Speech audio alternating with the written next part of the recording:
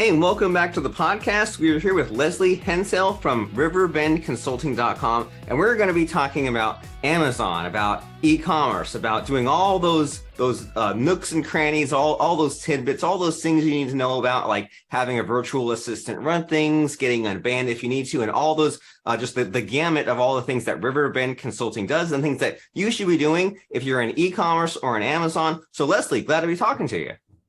Thanks so much for having me on.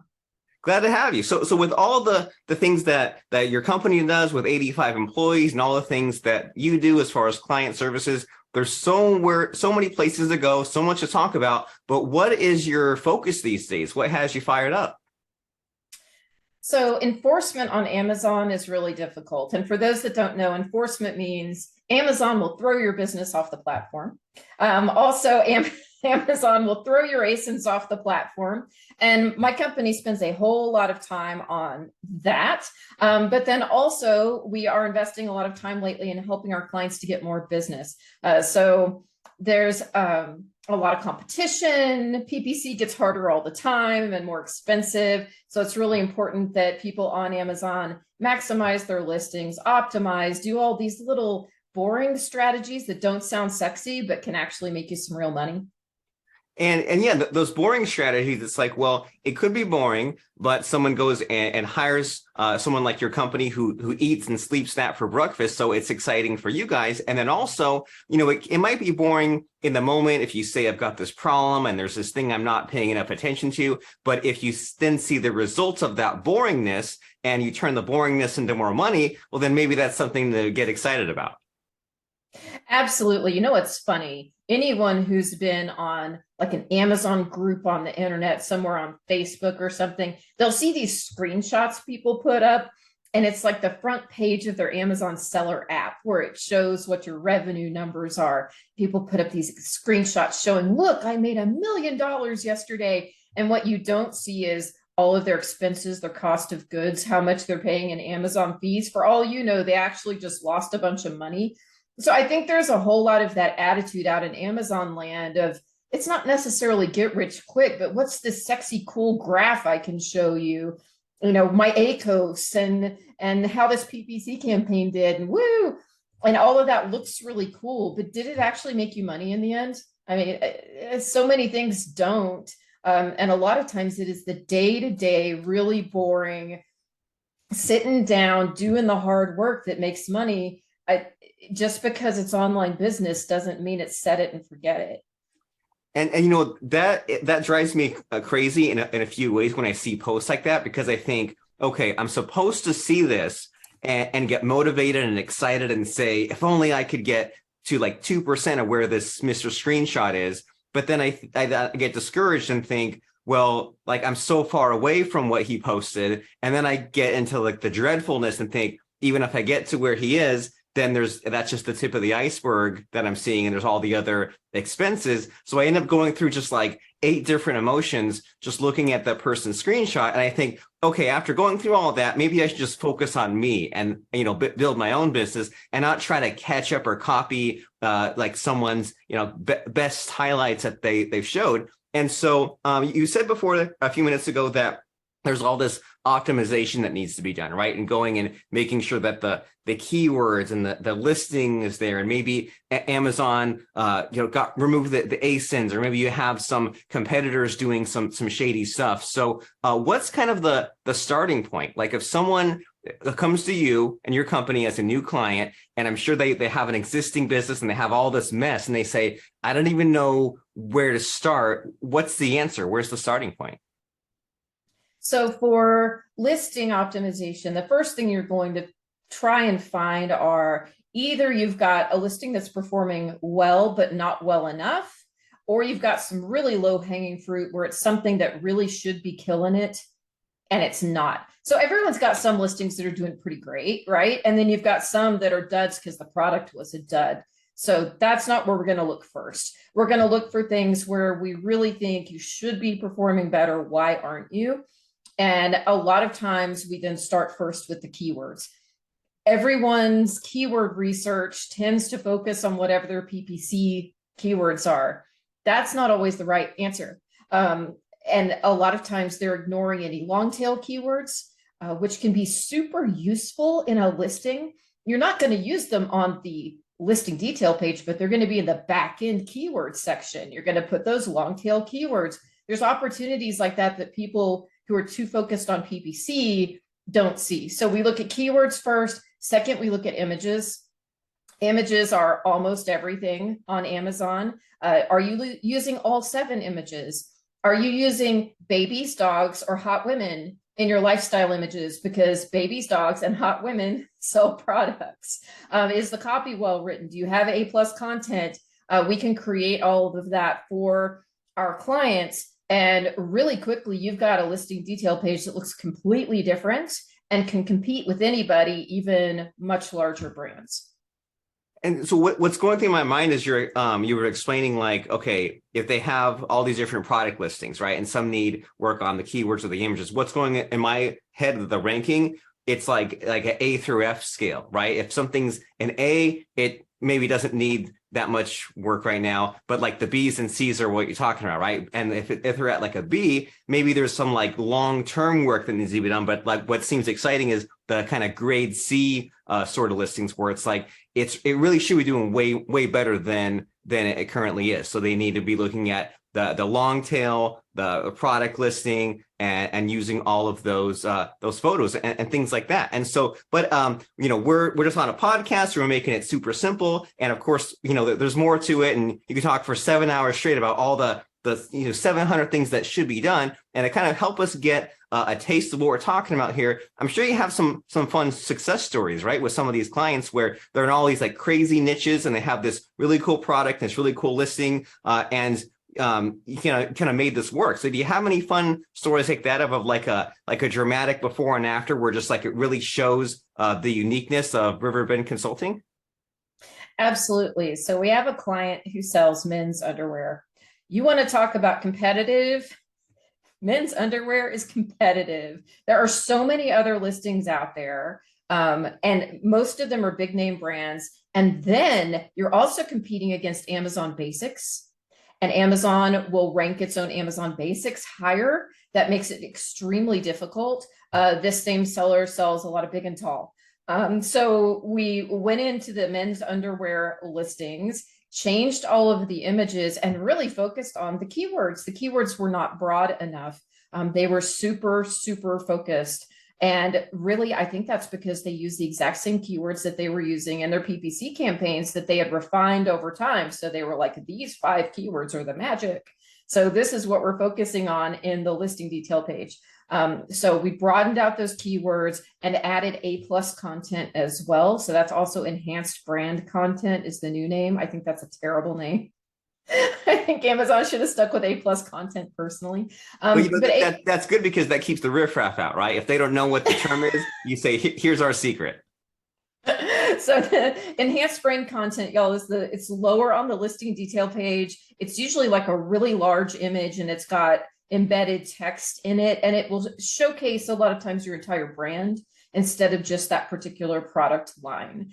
So we added enhanced brand content, and they saw a dramatic increase. So over the next month, their sales were up more than 18%, and they didn't change anything else. And these were not from PPC. So that's pretty exciting when you make a one-time investment in improving your listing that's less than $1,000, and your sales are up 18%. And this is lasting as well.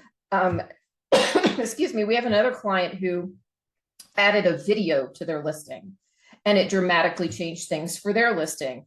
Amazon, okay, little tip here. Amazon has started featuring listings with videos higher in mobile search than on desktop search.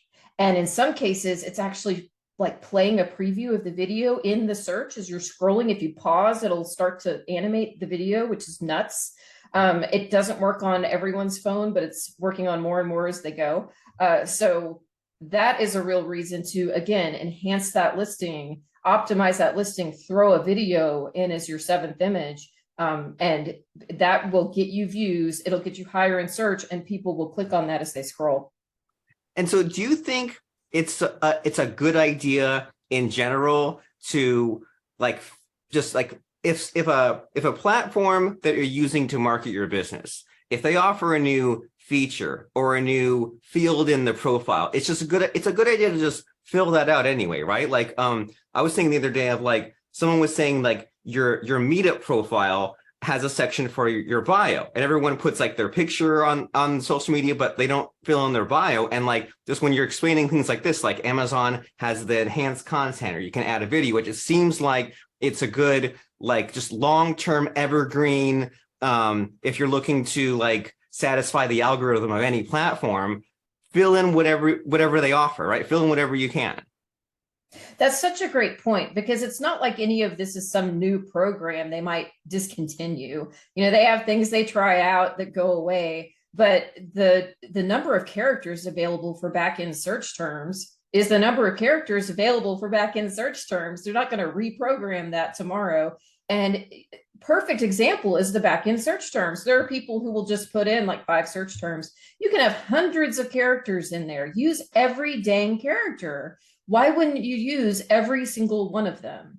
And like being able to have the 7 images. A lot of people are like, oh, no one's going to look at the 6th and 7th image. That's not even really the point. The point is that it fills in that entire top section, and it has more color, and people do like roll over them, and lifestyle images. I saw some crazy stat that adding lifestyle images can increase your conversion by 40%. That's insane. So why would you not have, I mean, it's Photoshop, y'all. Why would you not have all those lifestyle images and a couple with infographics that talk about your product or explain dimensions, anything to get rid of an objection from the potential buyer? So I totally agree. If Amazon offers the feature, do it. If they let you upload a video, there is still a first mover advantage on video. There are a lot of people who don't want to invest in video, or they do, and they're bad because it's something, it'll be just like the product on a Lazy Susan spinning around. Well, that's not showing you on how to use the product, how big it really is, how it fits into their life. You do a really cool video and put it on there. First mover advantage, you're higher in search results, and Amazon's rewarding you for using the feature, and people can see the product. Imagine if TV commercials were like that. If you were selling like a can opener or something, and the TV commercial was just on the Lazy Susan. Now, like infomercials, they say you can use it for this, use it for that. They show it in action, and you're reminding me that it's easy to discourage yourself and to say like, oh well, when I'm buying, I'm not going to look at image number 7. Yeah, but not everyone's you. And like you hear about like overseas, I guess, especially in Asia, they love to like just click through as many images as possible. And you said a little bit there, like, why not? Like, this isn't the day and age where you have to make sure there's enough space remaining on your floppy disk to save that last little image, and you have to wait 5 more minutes to upload. Like, you click a button, there's an app, there's no more running out of space. You can just get it done. So these are all kind of cool and fun reminders. And so you also mentioned in there that if an e-commerce company needs Riverbend's help, that it can sometimes be a one-time job, because like I know with me, sometimes going back to the talking myself out of things, I think, well, if I have a problem in my business and if I'm going to hire someone to fix it, I tell myself like it's going to be something ongoing. It's going to be like $5,000 a month for them to put in like 2 hours per week. I always just think in my head of like the worst possible case that like I'm going to have this more than an employee expense for like less than a part-time kind of results. And so what sorts of like, I don't know, like time frame or like an attack sort of strategies do you guys apply? Because that's a cool idea there of just like $1,000, you go in and, clean up some listings. Right. So we love to structure our pricing to address objections, because you're right. A lot of times when you hire an agency, it's like, we want a retainer. It's $1 bajillion. We may or may not explain how we used it. And that can be, or like law firms. It's like, and then we're going to come back for more and more. We do the listing optimization projects and the video projects as flat rates. So we tell you up front, if you want this many optimized and these are for this brand and these are for this brand, it's going to cost you X. That's what it is. period. We don't come back and ask for more. It's not month to month. It's just by project, knocking out those listings one at a time. The reason I mentioned the brands is because you're going to get better pricing on a group that's all one brand, because the A+ content is going to be shared, for example, right? And then if there's another brand, then that group would all share the A+ content. But yeah, it's as much or as little as people want to do. We have folks who come in and they will just do one to see how it goes. And then they'll come back and say, okay, we want 10. So it doesn't have to be a big project for us to care. We want to make people happy. We want them to see results, and we want them to say the results are good enough. They want to come back and spend more money. I like that a lot. And that's kind of my mindset as a buyer. I'm not like cheap, but I'm just like, well, I need to see the input and the output. And so, and I need to be like kind of remove my own fear and say, okay, well, I have this amount set aside for a little bit of a risk and a time frame to see like when it will work, and some kind of a measurement to know, well, will this increase from this percent to that percent, or make this amount of money back? And if so, then cool, I'll go in for it even more. And so it seems like a lot of what you and I are talking about in our conversation is just kind of like getting tapped into like the right mindset, right? The mindset of hiring an expert to keep up on all these things, or taking advantage of the different features that Amazon offers, or going back and like kind of revisiting what needs to be done with your e-commerce brand. And so is there something that you're seeing out there that is not being done enough, or is not being revisited enough, where it's just like, you're like, why are you not doing this on your Amazon listing? Anything come to mind?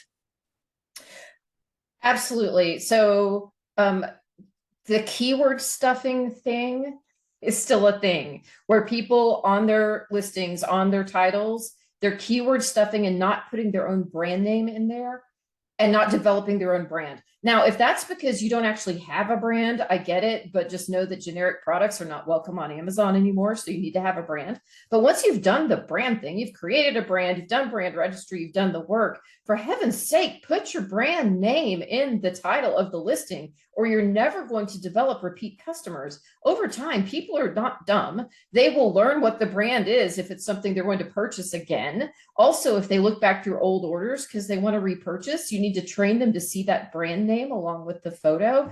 I'm just amazed at how many sellers think for some reason they should not be putting their brand on their pages. It's very short-term thinking. And then the other thing you mentioned earlier, because you talked about outsourcing, and I've got a fun little outsourcing story here. I have a very good friend who owns a really nice brand on Amazon. And so they have licensed goods from a national brand that they're able to sell a segment of these goods. And his guy who did all of his listing optimization quit and moved to another company. And so he was going to hire a new person to replace that person. And I said, wait, let us quote you on the listing optimization that you think you're going to need over the next year. You don't have to do it. Just let us give you a quote and compare it to what the salary would have cost you. And it came in like $20,000 cheaper for the year for everything he could even think of that he could possibly need to do. And I'm not saying this just as a sales pitch for my company. This goes for like everything on Amazon. Sellers out there are struggling to do everything themselves in-house, and they don't have the specific expertise. There are so many things on my account I would never do for myself, because I've been a seller for 12 years. I have someone on my team who files my reimbursements. I wouldn't even try to file for reimbursements. I wouldn't even know how to find reimbursements. I have people who do that for me. It would take so much time. And it's the same thing for like photography for your products, or improving your keywords. What makes everyone think they're a keyword research expert? I'm not. I have a guy I hired to do that, right?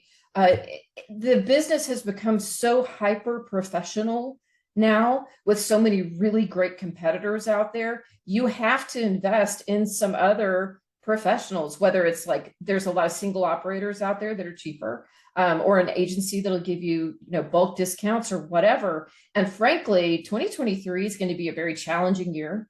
That means it's going to be challenging for sellers and for agencies. There are going to be people ready to make a deal to get your business. So if you want to grow in 2023, when it's going to be really hard to grow, go out there and get yourself some deals with some professionals who are ready to make a deal because they want to stay in business.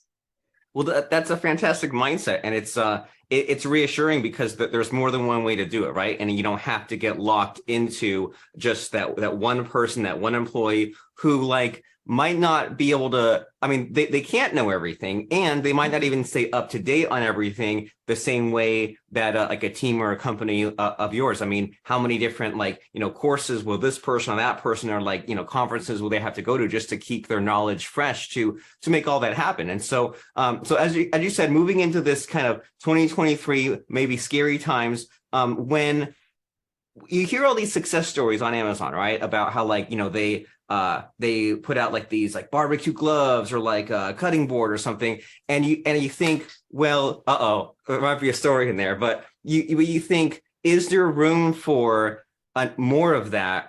Like, do you have to stand out in some way? Is the marketplace already gobbled up? Like, what would you say if someone is just like looking at all the various, kitchen gadgetry, as seen on TV type of stuff and said, is the market too crowded? Is there even room for me? Like, what would you say to get someone hyped back up again? So I laughed at the barbecue gloves because I know the original barbecue glove guy, like the first one, and he did really great. And then all these other people tried to copy the barbecue gloves, and they were too far behind. They were so far behind because he already had so many reviews and so many sales and had done so well, right? So first mover advantage is the thing to be worried about on Amazon. But I tell you, I wish I knew who coined the phrase, the riches are in the niches, and they still are. There are still people developing new, better, more specialized, interesting products. And a lot of it is in your mindset. Like, do you require a product that you launch on Amazon to make $100,000 profit a month? Or are you someone who can say, I would be really happy with 10 products that each made $10,000 profit a month? It's a very different mindset. So if you're relatively new to the game, if you don't have some kind of great licensing agreement that you can rely on, if you don't have a huge amount of capital, you're going to have to find something very niche that can make that $10,000 profit, and then launch the second, and then launch the third. To me, the sellers who do really well long-term are the ones who do that and then gradually grow each of those products where they're making more each month, because then all the eggs aren't in one basket. If you're demanding that you have to have this $1 gajillion product, the magic barbecue gloves, then if it doesn't do well, you're stuck with all the inventory and you have no cash left to do anything else. So I know a lot of sellers who are super diversified, even in their own private label products. It really helps if you have some niche you know something about or care a lot about. Like I've known a parent of a child with autism who got really into products for special needs. I know a guy who developed some really great baseball training products because he was frustrated with the ones on the market for his kid. There's people who've developed makeup because a particular makeup brand made them break out, and they figured out it was an ingredient that's in all the makeup. And so they made supernatural stuff, supernatural, not ghosty makeup, very natural makeup. So there are all these niches. If you care about it, there are other people who do too. And you don't have to have it in Walmart, because Amazon is such a big marketplace. There only need to be 5 customers in each major metro area for you to launch a product and make some money. So I still believe Amazon is the greatest business incubator in the history of the world, and will remain so for some time. It's just a matter of really finding something where you can say that you're different.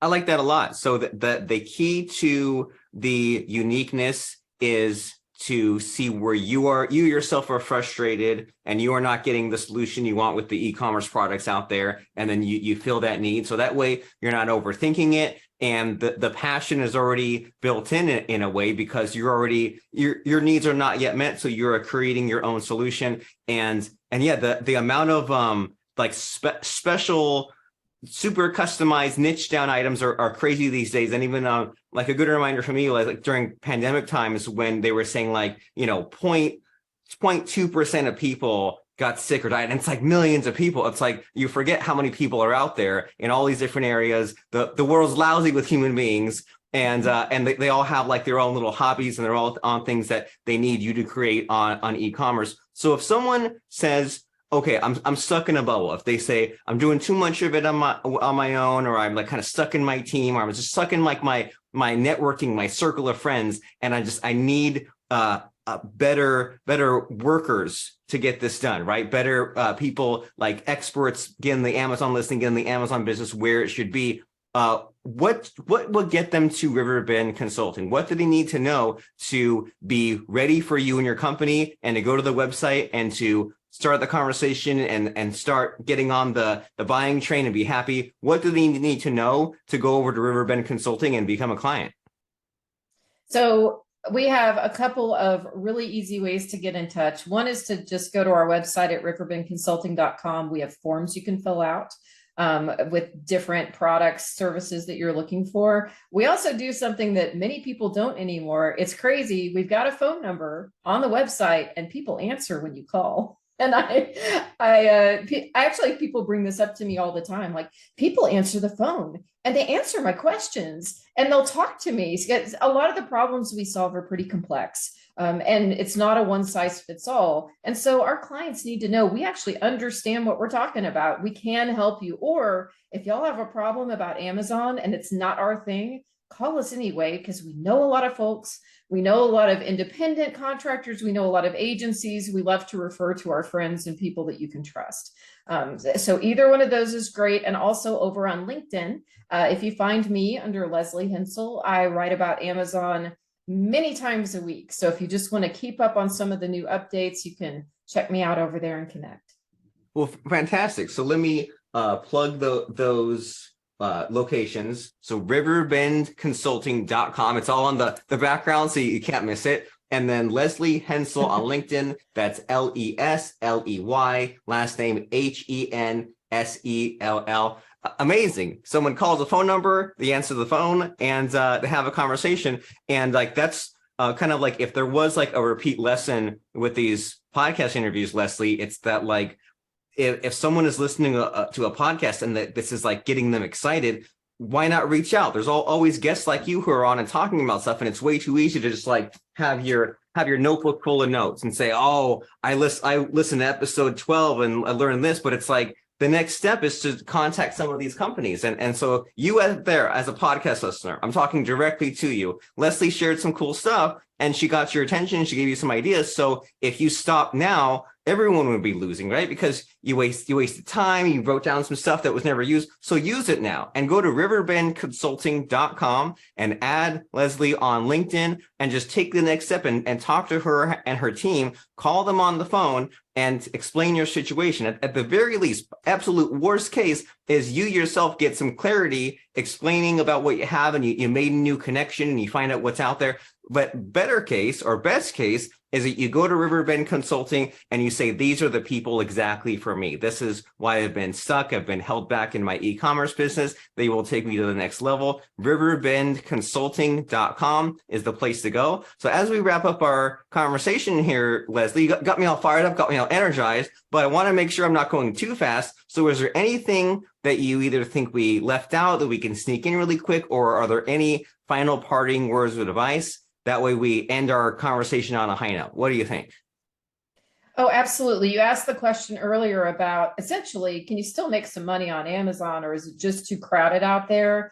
I would really encourage people to not give up on e-commerce. It has grown so quickly and it will continue to grow even in tough times. There are great opportunities to source products. If you don't want to manufacture, I would encourage you to go to business parks in your town or city that have people who are manufacturers, who have that mixed use office warehouse space. They want to sell online, but they don't want to be the ones doing it. That you wouldn't have competition on their listings if you convinced them to give you an exclusive. If you have a friend who's got a great brand or got an in with a licensing deal that you can do, you can go get someone's great Scooby-Doo license and stick it on your dog product. There are so many opportunities. You just have to be creative, talk to other sellers. There's a lot of money to still be made out there in e-commerce.